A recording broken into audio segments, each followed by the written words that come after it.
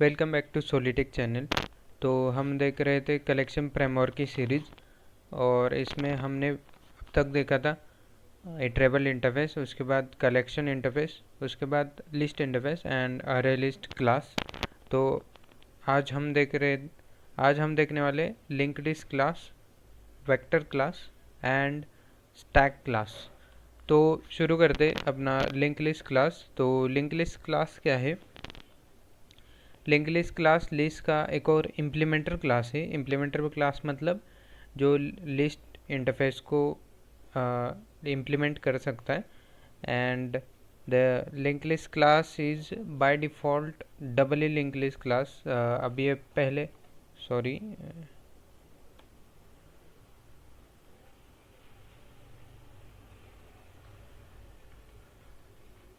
तो पहले ये समझते ये लिंक लिस्ट क्या होती है। Link list actually collection of node होती है। मतलब लिंक लिस्ट हम उसको बोल सकते हैं जो नोड का कलेक्शन हो। मतलब अब ये नोड मतलब क्या है, पहले वो हमें समझना पड़ेगा। नोड मतलब क्या? कोई भी ऐसा एक ऑब्जेक्ट और कोई भी ऐसे क्लास जिसमें हम एक तो डाटा स्टोर कर सकते हैं, एंड डाटा के साथ हम उसमें जो भी नेक्स्ट जो ऑब्जेक्ट होगा उसका एड्रेस स्टोर कर सकते हैं, उसे हम बोल सकते हैं node. And what is doubly link list और doubly node? We can say Dabali node हम उसे कह सकते हैं जिसमें एक तो आगे वाले जो भी ऑब्जेक्ट है कनेक्टेड उसका एड्रेस, एंड जो भी उससे पहले वाला या पिछले वाला जो ऑब्जेक्ट है उसका एड्रेस अगर एक ही नोड में प्रेजेंट होगा तो उसे हम डबली लिंक्ड लिस्ट, मतलब दोनों साइड के एड्रेस का वो होल्ड करता है, उसे हम डबली बोल सकते हैं। तो ये जो लिंक लिस्ट क्लास है कलेक्शन फ्रेमवर्क में जावा के, तो वो बाय डिफ़ॉल्ट डबली लिंक लिस्ट है। And the default initial capacity इसकी भी सेम ही है, मतलब डिफ़ॉल्ट कैपेसिटी 10 है। एंड पिछली बार हमने अरे लिस्ट में ये नहीं देखा था कि ये कंस्ट्रक्टर क्या होते हैं। कंस्ट्रक्टर एक्चुअली ये जो भी क्लासेस हैं उनमें कुछ कंस्ट्रक्टर है जो फिक्स है। अभी लिंक लिस्ट में 2 कंस्ट्रक्टर है, तो यहाँ पे थोड़ा सा मिस्टेक हो गया। लिंक लिस्ट में कंस्ट्रक्टर कौन सा है? पहला कि लिंक्ड लिस्ट, मतलब ये ब्लैंक लिंक लिस्ट तैयार करता है, एंड इसकी डिफ़ॉल्ट कैपेसिटी होती है 10। और उसके साथ ही इसका दूसरा कंस्ट्रक्टर है लिंक्ड लिस्ट। अरे यार इतनी गलतियाँ हो गई मेरे से। लिंक लिस्ट कलेक्शन, मतलब जो भी कलेक्शन हम इसमें डालेंगे, कलेक्शन यानी कि अरे लिस्ट, वेक्टर, स्टैक, अगर हम उसका लिंक लिस्ट में कन्वर्जन करना चाहते तो डायरेक्टली इसके कंस्ट्रक्टर में हम क्या कर सकते, वो कलेक्शन का ऑब्जेक्ट या उसका रेफरेंस डाल सकते। अभी क्या करते, इस लिंक लिस्ट को इम्प्लीमेंट करके देखते। तो मैं यहाँ पे आता हूँ, ये मेरा जावा का कोड है। तो अभी हमें क्या करना है, लिंक लिस्ट इम्प्लीमेंट करनी है। तो लिंक लिस्ट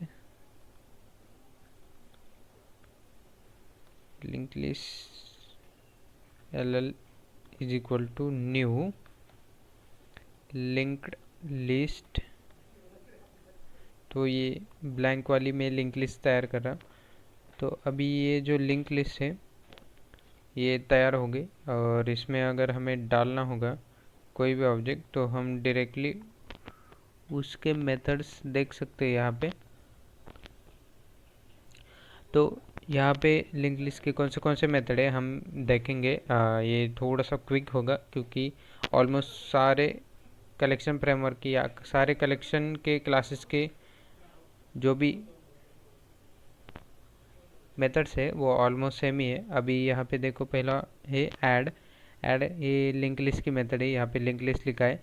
ऐड मतलब हमें कोई भी ऑब्जेक्ट ऐड करना है, वो ये add eight specified index, add all and add all, add first, add last. ये जो 2 मेथड्स है, ऐड फर्स्ट, ऐड लास्ट, ये न्यू है।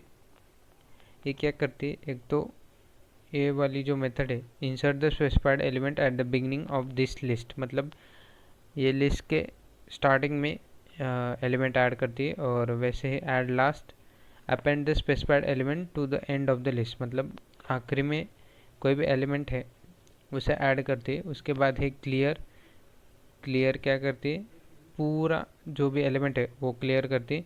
उसके बाद है क्लोन, क्लोन क्या करता है, return A shallow copy of link list, मतलब लिंक लिस्ट की एक कॉपी तैयार करके वो हमें भेजता है। उसके बाद है कंटेंट्स, ये भी सेम ही है मेथड। उसके बाद ये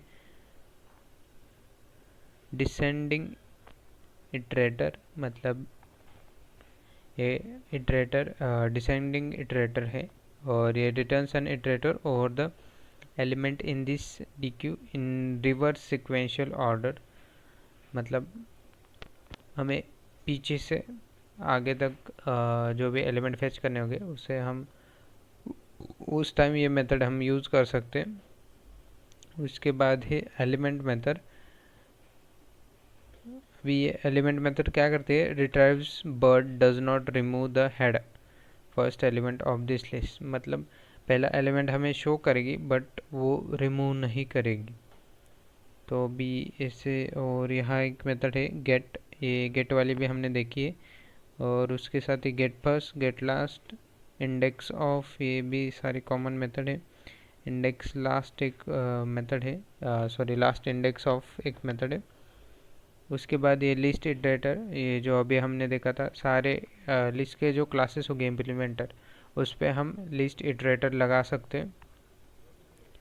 और ये offer, offer last, offer first, ये ऑफर वाला भी क्या करता है, इसमें कुछ चेंजेस नहीं है। ये adds the specified element at the tail, मतलब एट द लास्ट ये ऑफर क्या करता है, एलिमेंट ऐड करता है सिर्फ। ये मेथड्स के नेम चेंजेस है, और थोड़ा सा कुछ इसमें आउटपुट का चेंज रहता है, बाकी ऑलमोस्ट सेम ही है। तो अभी हम ये देखो, ऑलमोस्ट ये सारे मेथड सेम है। अभी हमें सिर्फ ध्यान में यहाँ ये रखना है कि ये जो कंस्ट्रक्टर वगैरह है वो कौन से है और इनमें क्या डिफरेंस है। अभी अरे लिस्ट और लिंक लिस्ट में यही डिफरेंस है कि अरे लिस्ट हम कह सकते हैं एज अ ग्रोएबल अरे, एंड लिंक लिस्ट हम कह सकते हैं कि it is a collection of list, और सॉरी लिंक्ड लिस्ट, मतलब कलेक्शन ऑफ नोड, हम ऐसा कर सकते हैं। मतलब ये जो भी डाटा होता है वो एक जगह पे नहीं रहता लिंक लिस्ट में। अभी क्या करते हैं, इसे ऐड करते 100, और वैसे ही ll डॉट ऐड, और इसे 200 करते हैं। और अभी अगर मुझे प्रिंट करना होगा,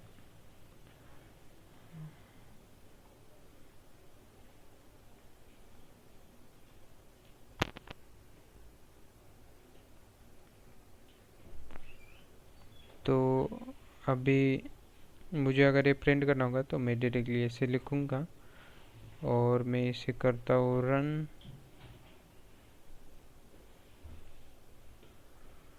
तो ये रन किया तो ये डायरेक्टली मुझे आउटपुट यहाँ पे शो हो गया। तो बस यही शो करना था। लिंक लिस्ट और अरे लिस्ट में ये डिफरेंस है कि ये by default double he link list है, और जो अरे लिस्ट है वो बाय डिफ़ॉल्ट ग्रोएबल अरे है।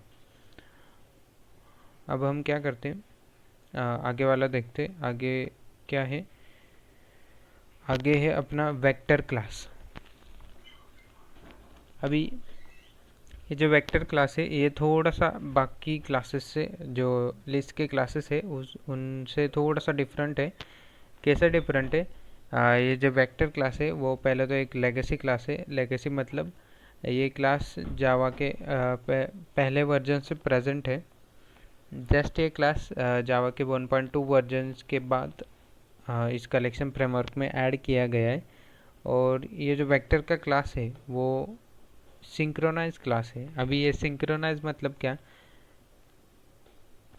ये सिंक्रोनाइज मतलब क्या कि ये थ्रेड से पे जो भी वेक्टर का हम ऑब्जेक्ट बनाएंगे या रेफरेंस बनाएंगे और जो भी इसके मेथड्स यूज़ करेंगे वो थ्रेड सब है। अभी ये थ्रेड सब मतलब क्या, मतलब अगर मैं साइमल्टेनियसली दो प्रोग्राम रन कर रहा हूँ, यानी कि दो मैं थ्रेड रन कर रहा हूँ या दो प्रोसेस में रन कर रहा हूँ, तो मैं एक बार और एक प्रोसेस से एक ही या फिर एक प्रोसेस कंप्लीट होने तक सिर्फ एक ही मेरी प्रोसेस है वो ऑब्जेक्ट एक्सेस कर सकते हैं इस वेक्टर का।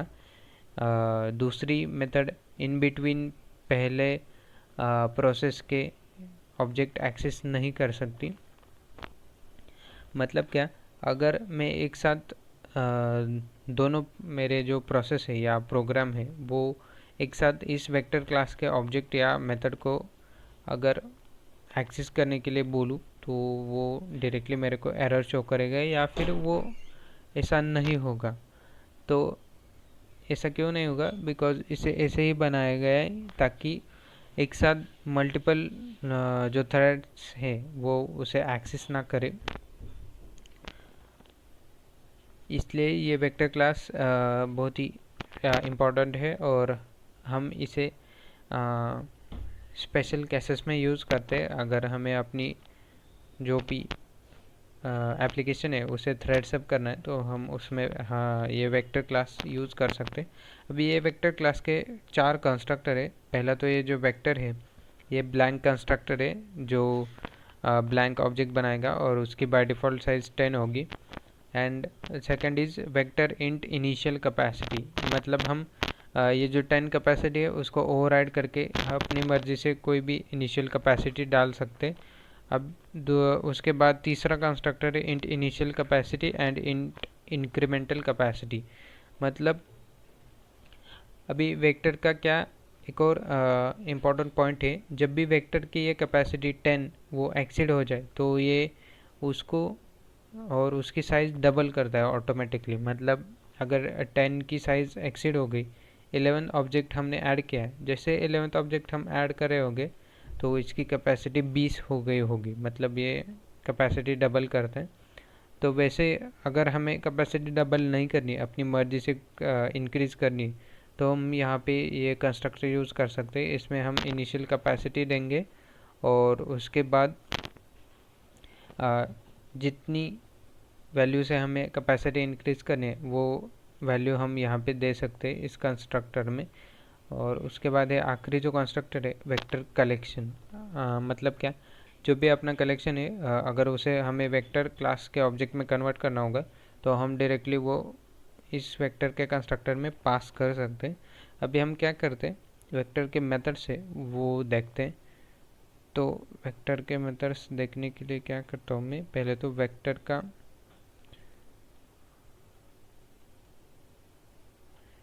का ऑब्जेक्ट बनाता हूँ।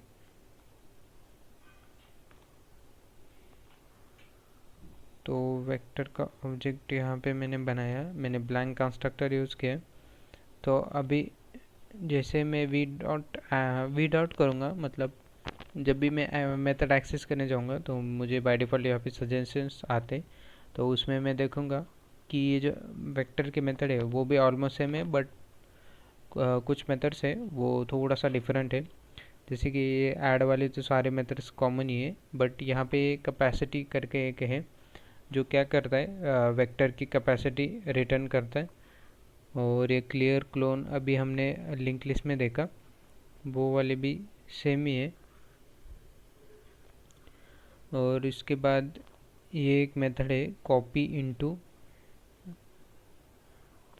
ऑब्जेक्ट एंड अरे। मतलब ये क्या करता है, copies the component of this vector into the specified array. The item at index k in this vector is copied into component k of an array। मतलब ये जो वेक्टर के एलिमेंट्स हैं वो किसी अरे में अगर हमें कॉपी करने हैं तो हम ये वाली मेथड यूज़ कर सकते हैं। और उसके बाद ही ये और सारे मेथड्स हैं जैसे कि इंश्योर कैपेसिटी मतलब क्या है, increases the capacity of this vector if necessary to ensure that it can hold at least the number of components specified by the minimum capacity argument. मतलब जब भी हमें कैपेसिटी इंक्रीज़ करनी होगी तो जो भी नंबर ऑफ़ कंपोनेंट्स हम ऐड करें एटलीस्ट उतनी कैपेसिटी इस वेक्टर की हो, वो ये मेथड इंश्योर करती है या फिर चेक करती है। और उसके बाद ये हैश कोड, फॉर ईच, ये सारे मेथड्स हैं जो कि ऑलमोस्ट सेम ही है। रिमूव ऑल जो ऑलमोस्ट सेम है। तो अभी हम क्या करते हैं, इसका एग्जांपल देखते हैं इम्प्लीमेंट करके।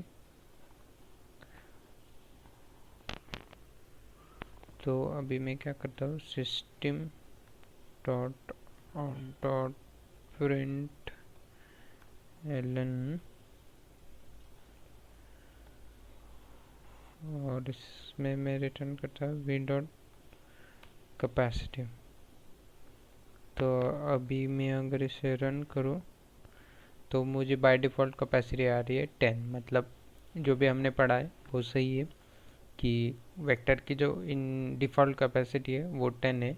और अभी अगर मैं यहाँ पे डालूँ 5 और इसे सेव करके फिर से इसे रन करो तो मुझे यहाँ पे आ रही है कैपेसिटी 5। मतलब हमने जो बाय डिफ़ॉल्ट कैपेसिटी 10 थी उसे ओवरराइड करके उसे पाई में कन्वर्ट किया।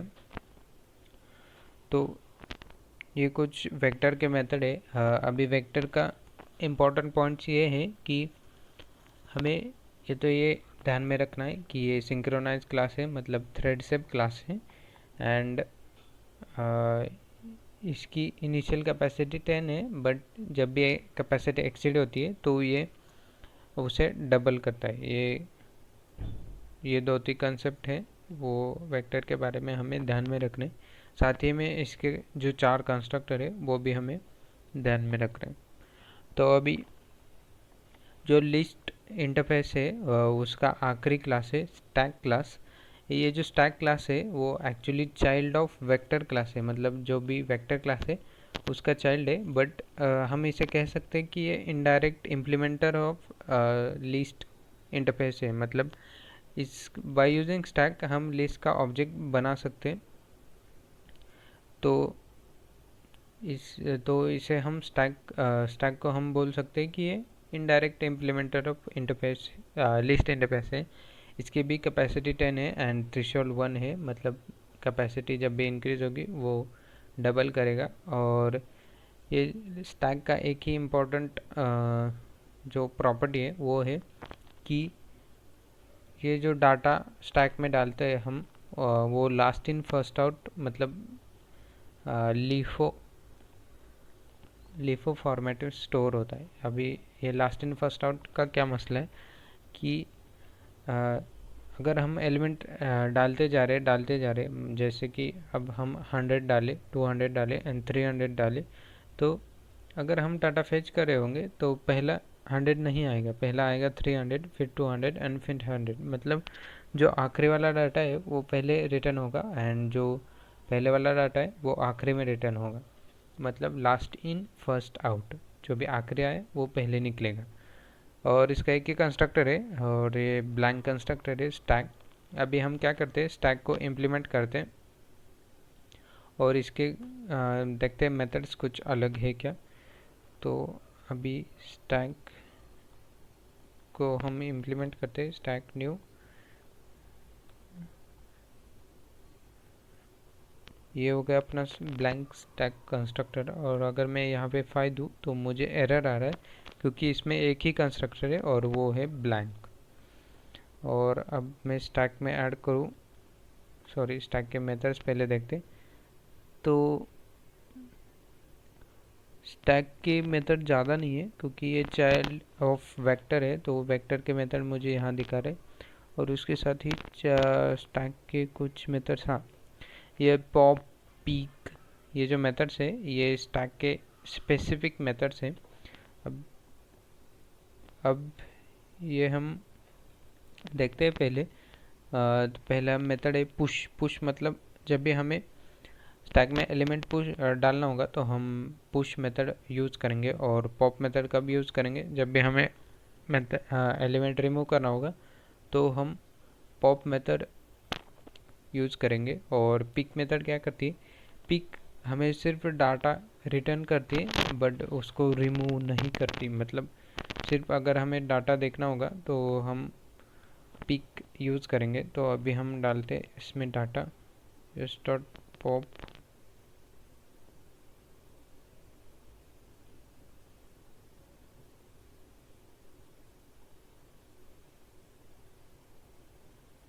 अभी यहाँ पे देखते ही ये एरर क्यों दिखा रहा है मेरे को। स्टार्ट पॉप, हाँ हम क्या कर रहे थे, पॉप कर रहे थे, हमें पहले पुश करना है।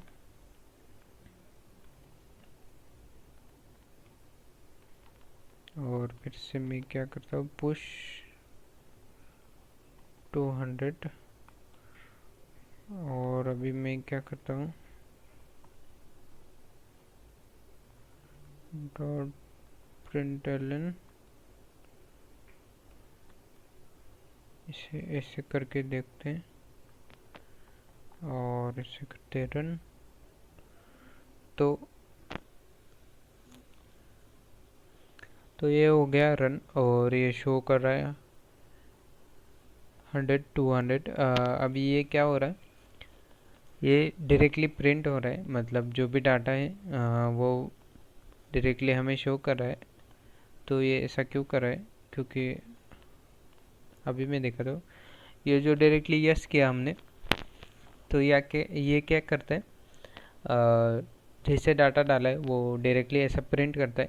पर अगर हम इसकी ये मेथड यूज़ करेंगे पॉप और इसे प्रिंट करेंगे तो अभी हमें ये क्या रिटर्न करेगा, 200। मतलब स्टैक ऑल्दो इम्प्लीमेंट करता है last in first out, but कुछ मेथड्स ये वेक्टर से इनहेरिट करता है।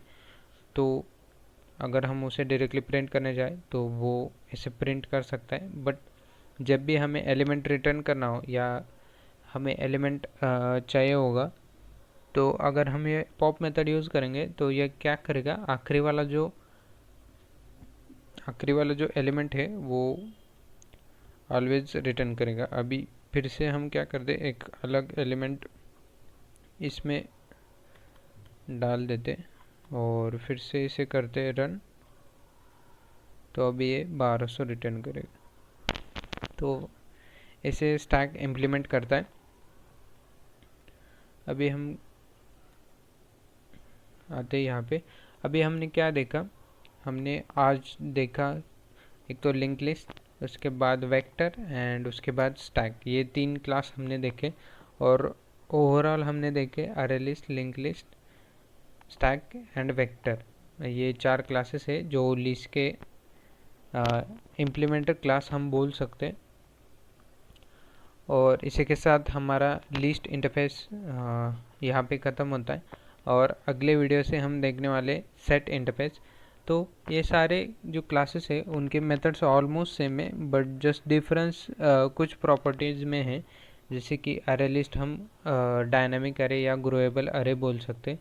लिंक लिस्ट हम बोल सकते बाय डिफ़ॉल्ट ये डबल ही लिंक लिस्ट है, मतलब ये कलेक्शन ऑफ नोड्स है। वेक्टर वेक्टर की प्रॉपर्टी है, ये भी डायनामिक अरे या ग्रोएबल अरे ही है, बट इसकी एक ही प्रॉपर्टी है कि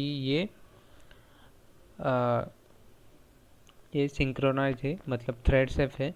एंड स्टैक है जो data last in first out format में स्टोर करता है। तो मेथड्स हमें ध्यान में रखने की ज़रूरत नहीं है, बिकॉज ऑलमोस्ट सारे मेथड्स में सब में वो कलेक्शन के तो मेथड्स सब क्लासेस में इनहेरिट ही होते। बट हमें ध्यान में रखना है एक तो इनके कंस्ट्रक्टर्स एंड इनकी जो स्पेसिफिक प्रॉपर्टीज़ है वो वाली हमें ध्यान में रखनी है। तो बस आज के लिए इतना ही। Please like share subscribe and share more with your friends.